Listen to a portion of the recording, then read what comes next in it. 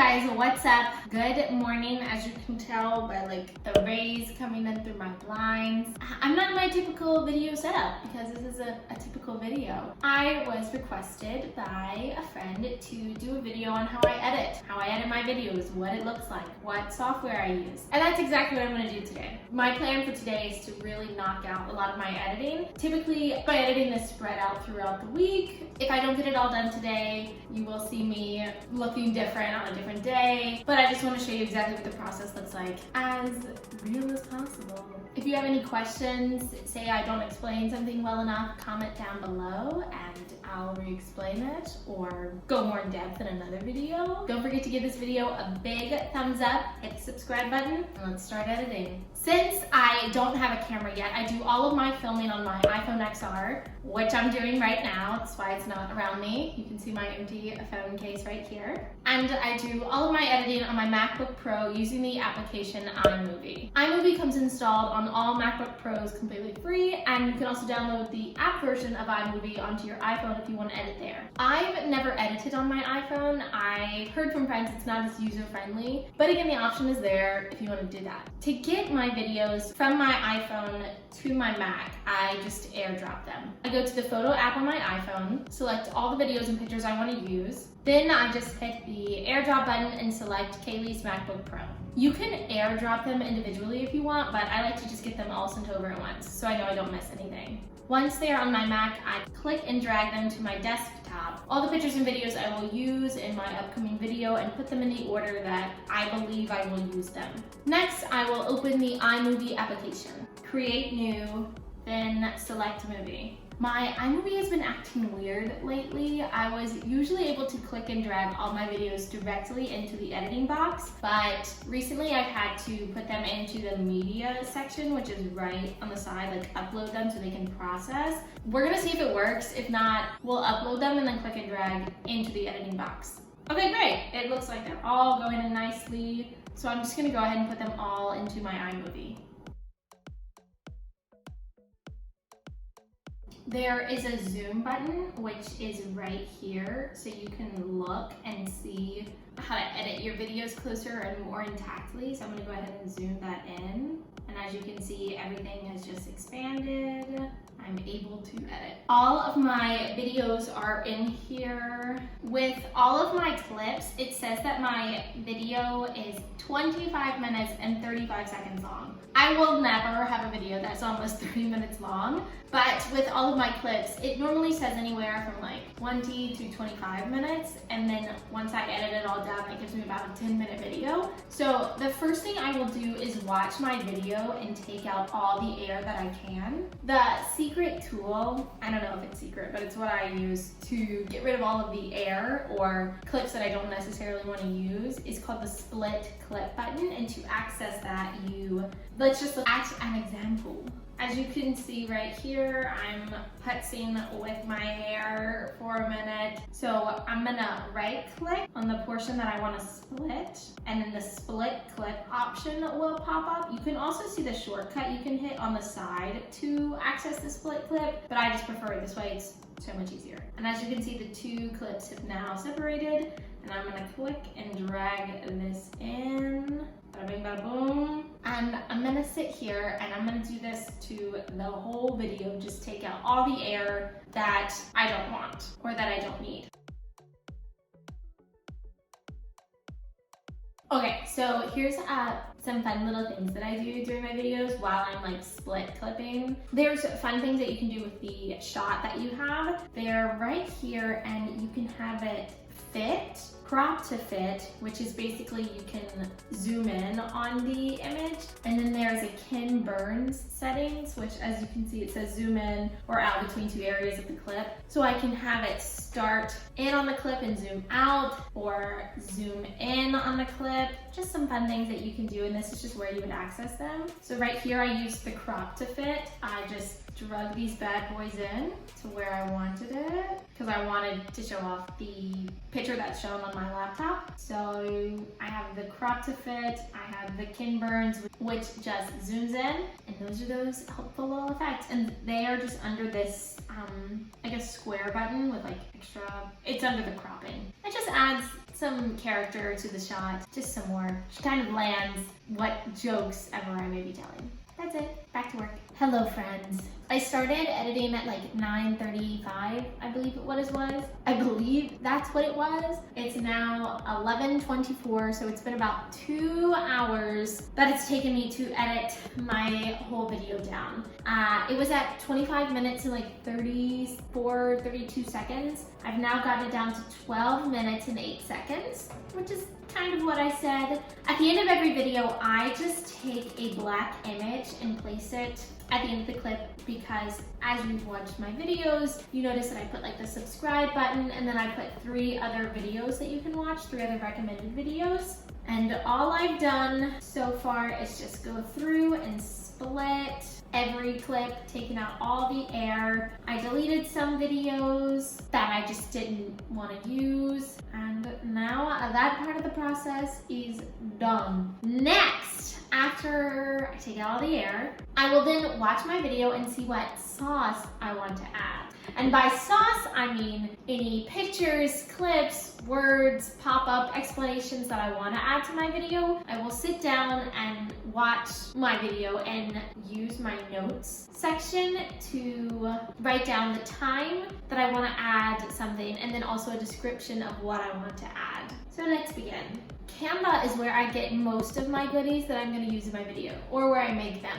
Canva, for those of you who don't know, is a graphic design platform that allows users to create social media graphics, presentations, posters, business cards, documents, and other visual content. It's free and so easy to use. I make all of my thumbnails here, pop-ups, and pretty much anything else that needs a formal layout. So you're gonna go to the tab that says all your designs. As you can see in the corner, I have my little face, so I know it's me and my account. You can see my most recent thumbnails. Thumbnails, for those of you who don't know, is the little picture that you see when you look at my video. It's eye-catching, related to the video, neat, concise, and I make those all here. And then I have my 2 pop-ups. I've been playing around with color because I was just using this one pop-up for everything, but why not change around, mess around? So I have been using this one. I might create a new one, so to do that, you'll go to create a design, and I use Facebook covers just for whatever reason that looks the best on my video, but here they have YouTube thumbnails, announcements, Instagram story, business cards. There's so many super cool things that you can use this website for, and again, it's all free. There is a pro version of Canva, which I do have as of right now. I'm doing my free trial to decide if I want to stay pro. There is a fee for being pro. I believe for the year it's like $119, which isn't bad because you get a lot of cool features. If you're not using this every week, every day, kind of like I am, you should probably just stick to the free version. But if you want to use some cooler features, I recommend pro. You just sacrifice Chipotle once a month and you should be able to afford it. Okay, great. Facebook cover. So I'm editing my first ever pumpkin spice latte video, and I think I'm gonna go with like a pumpkin-y orange color for my pop-ups, just to kind of stay in the theme of fall. So let's go to background. Orange. Nope, I can't spell. We'll search pumpkin, P-U-M-P-K-I-N. And it just gave me like pictures of pumpkins, but I could make my background just pumpkins if I wanted. We'll just go to the orange color, and if you click on the little square, they go to new color. You can fool around, make it like a darker orange, a lighter, kind of like the plain pumpkin orange. So that's what I'm gonna go with. I'm gonna add a few pages because I will have a few pop-ups. So I just add at least 5 pages. I will then go to text, and the text that I normally use is called Dazzle. It's the format that I normally use, and consistency is key that I was told. Also, I just like it. So once that is pretty much set, I can just come back to it. So I will then go back to my YouTube video and just start watching it from the beginning. We're gonna go to Google Doc, and then I will just watch my video. So let's see what I want to add as of right now. So I say we are in fall. I think I'm gonna add a picture of leaves here. So I'm just gonna write it down. give this a title so I know what to add to video. So that time, if we go back and we look, it was at 7 seconds. So I'm gonna come back here and write 7 seconds, and I want to add a fall picture. And how I like to work is go through the whole video and write everything down so that I just kind of plug in everything at once. But for this video's purposes, I will just go ahead and show you what I'll do. So I will go to Google and search fall picture. Go to images. I'm kind of feeling this one. So we're gonna click on it, which we're right clicking on the image. We're gonna hit save image as. I always name all of my photos Google 1, Google 2, Google 3, so on and so forth as I'm editing. So once I'm done with the video, I can grab everything that says Google and just delete it off my Mac so I don't fill up storage. And then I'm gonna place it onto my desktop where the other videos are. Also, it's important that your photo is like a JPEG. A JPEG is honestly the ideal format that you want your photo in. Some of them, when you say from Google, it may be like a link and it won't let you insert it normally. So JPEG is kind of what you want to look for. So I'm gonna hit save. And as you can see, it downloaded right here on the side. So I'm gonna click and drag that